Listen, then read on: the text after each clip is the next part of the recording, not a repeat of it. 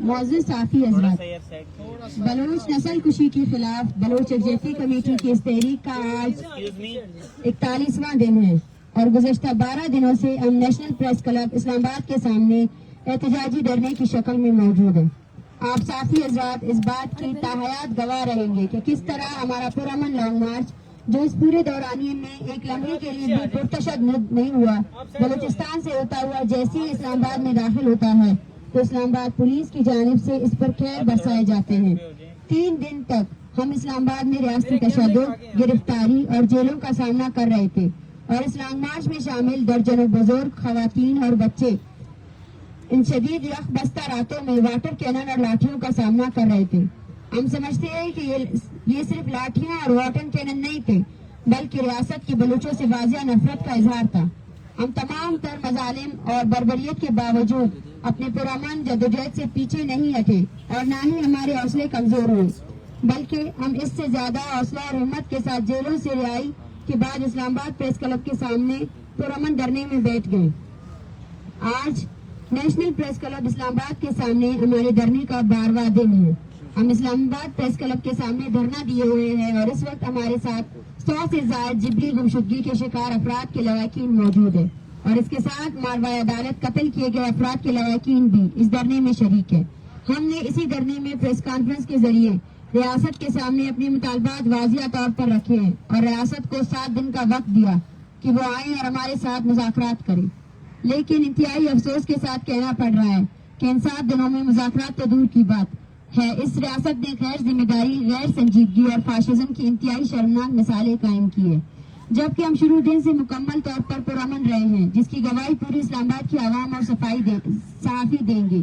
لیکن اس ریاست اس پوری دورانیہ میں ایک دن بھی پرامن نہیں رہا۔ سب سے پہلے پولیس کی جانب سے ہمارے دھرنا جا کو خاردار تاروں کے اندر بند کر دیا گیا۔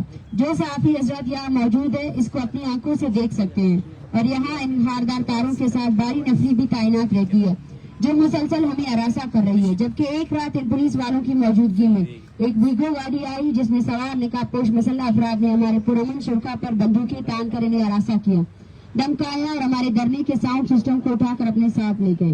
اور اس کے 2 دن بعد جب ہم اپنے دھرنے کے مقام سے سیمینار کا انعقاد کرنے جا رہے تھے تو اس دن پولیس والوں نے دوبارہ ہمارے ساؤنڈ سسٹم کو چھیننے کی کوشش کی، جسے ہمارے شرکا نے ناکام بنایا۔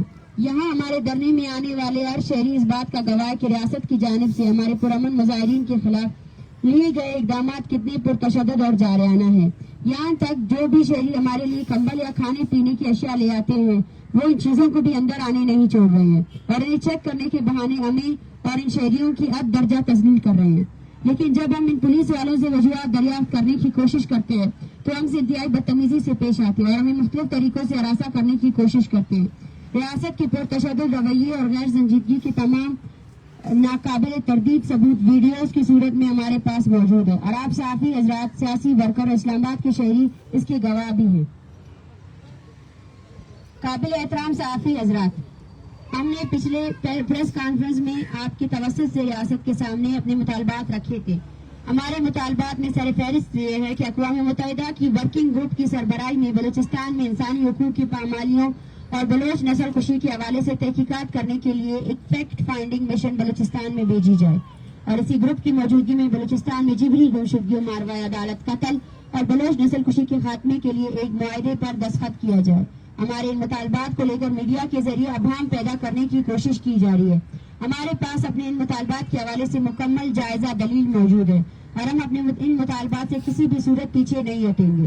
ہم سمجھتے ہیں کہ ریاست کی فوج اور خفیہ ادارے گزشتہ 70 سالوں سے براہ راست بلوچستان میں انسانی حقوق کی پامالیوں اور بلوچ نسل کشی میں ملوث ہے، تو ان 75 سالوں میں ریاست کے باقی ادارے، پارلیمنٹ، عدلیہ اور انتظامیہ نے انسانی حقوق کی پامالیوں اور بلوچ نسل کشی کے روکنے میں کیا کردار ادا کیا تھا؟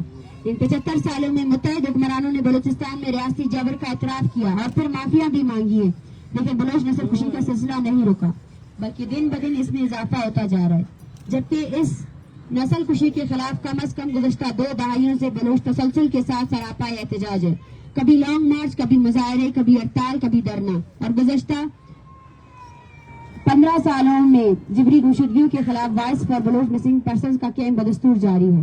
इन 2 दहाइयों के दौरान मुतहदा नामनियात कमीशन और कमेटियां बनाई गई, लेकिन बलोच नस्ल कुशी और बलूचिस्तान में इंसानी हकूक की पामालियां बंद नहीं हुई और 2 दहाइयों के दौरान बलूचिस्तान ने इस रियासत का कोई भी दरवाजा खाली नहीं छोड़ा। सुप्रीम कोर्ट से लेकर पार्लियामेंट तक हर दर और दरवाजे पर दस्तक दिए, अपील की, कानूनी और आईनी तरीकाकार अपनाए, लेकिन ये रियासत अपनी पुरतशद्दुद रवैयों को तब्दील करने के लिए तैयार नहीं है। तो इस सूरत हाल में हम अक़वाम मुत्तहिदा से अपील नहीं करें तो किससे करें? आप हमें बताएं, हम कौन सा तरीकाकार इख्तियार करें? अगर कोई ऐसा तरीकाकार जिससे बलोच नस्ल कुशी खत्म हो सकती है तो हमें बताएं, हम इख्तियार करने को तैयार है। जबकि दूसरी बात यह है कि पाकिस्तान अक़वाम मुत्तहिदा का रुकन मुल्क है और यूएन ह्यूमन राइट्स चार्टर पर पाकिस्तान बहैसियत रियासत के दस्तखत मौजूद हैं। यूएन ह्यूमन राइट्स के चार्टर के मुताबिक हर शहरी के इंसानी हकूक के तहफ़्फ़ुज़ की मुकम्मल जिम्मेदारी रियासत की है, लेकिन यहाँ रियासत खुद अपने शहरियों की इंसानी हकूक को पामाल कर रहा है। तो इस सूरत में हमारा यूएन से मुतालबा बिल्कुल जायज़, आईनी और कानूनी है, जिस पर हम कायम है और अपने मुतालबात की मंजूरी तक कायम रहेंगे। साथी हज़रात, हमें हमारे इस लॉन्ग मार्च को शुरू दिन से रियासत की तरफ से पुरतशद्दुद रवैये और पॉलिसियों का सामना रहा है। बलूचिस्तान के जिस इलाके से लॉन्ग मार्च गुजरा है या लॉन्ग मार्च की हिमायत में पुरअमन मुजाहरे हुए हैं, वहाँ हमारे मार्च के शुरका और इलाका मकीनों पर जाली FIR दर्ज किए गए हैं। हमें मदद करने वाले लोगों को हरासा किया जा रहा है और धमकियां दी जा रही है, जबकि तुर्बत और कोलू में हमारे पुरअमन मार्च में शिरकत करने वाले 44 सरकारी मुलाजिमीन को नौकरियों से मुअत्तल किया गया है। इस मार्च के आगाज में जब पश्तून रहनुमा मंजूर पश्तीन तुर्बत शहीद फिदा चौक पर जारी धरने में इज़हार यकजहती के लिए आ रहे थे, तो उन्हें भी रास्ते में गिरफ्तार किया गया, जो आज तक गैर कानूनी तौर पर पाबंद सलासल है। हमारे पुरअमन धरने के हवाले से रियासत का पुरतशद्दुद रवैया बरकरार था कि 2 दिन कबल निगरान वज़ीर आज़म का प्रेस कॉन्फ्रेंस की तवस्सुत से जिबरी गुमशुदगियों के शिकार अफराद को दहशतगर्द कहना, लवाहिकीन की तौहीन और मार्च के शुरका से धमकी आवेज लहजे में मुखातिब होना, हमारे धरने को कवरेज देने वाले साफी हजरात और हमारे लिए आवाज उठाने वाले शहरियों की तौहीन करना हमारे पुरअमन धरने पर एक रियासती हमला था। हम ये वाजिया करते चले कि वज़ीर आज़म की प्रेस कॉन्फ्रेंस के बाद कल सुबह से इस्लामाबाद पुलिस का रवैया हद से ज्यादा जारियाना और फाशिज्म पर मबनी है और इस्लामाबाद पुलिस हमारे दोस्तों की प्रोफाइलिंग कर रही है और बाकायदा वाज़िह अल्फाज में हमारे दोस्तों को कहा जा रहा है कि हम आपको बाद में देख लेंगे। रियासत के इस फाशिज्म को पूरी दुनिया अपनी आंखों से देख रही है और आप इस चीज का भी अंदाजा लगा ले कि ये रियासती फोर्सेज यहाँ अपने दारुल हुकूमत में हजारों कैमरों के सामने पुरअमन मुजाहिरीन के साथ इस तरह पेश आ रहे हैं, तो बलूचिस्तान जहाँ राब्ते के जराए महदूद हैं, हमारे लोगों के साथ किस तरह पेश आते होंगे।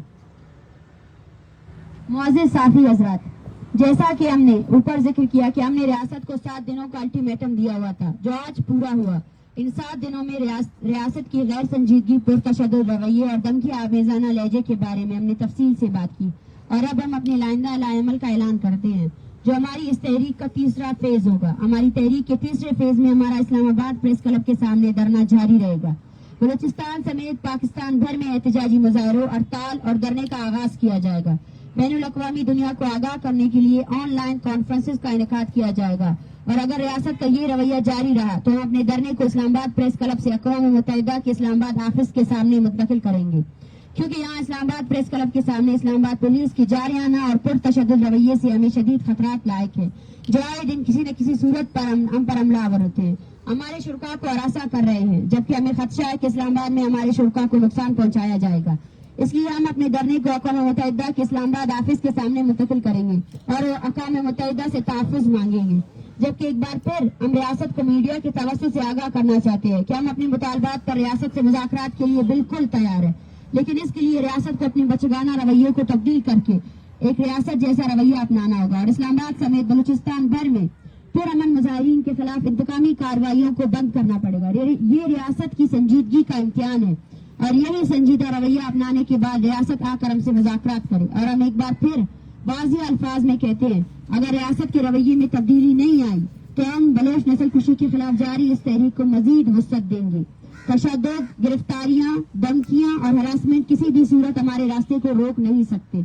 जबकि हम इस प्रेस कॉन्फ्रेंस की तवस्सुत से बैनुल अक़वामी बरादरी से अपील करते हैं कि बलोच नस्ल कुशी बलूचिस्तान में इंसानी हकूक़ की पामालियों के खिलाफ और हमारे इस लॉन्ग मार्च की हिमायत और हमारे तहफ़्फ़ुज़ के लिए पूरी दुनिया में आवाज उठाई जाए। Thank you. डॉक्टर साहब, ये बताइएगा कि आप ये जो नया तीसरे फेज का ऐलान किया है, इस तीसरे फेज की मुद्दत कितनी है, कितने दिन बाद आप अगर ये चीज़ें अमल नहीं होता या आपसे रब्ता नहीं किया जाता तो फिर आप अक़वाम मुत्तहिदा के दफ्तर के सामने जाएंगे? देखिए, ये एक लामहदूद मुद्दत है। इसमें हम पूरे बलूचिस्तान से लापता अफराद के लवाकिन को यहाँ बुला रहे हैं।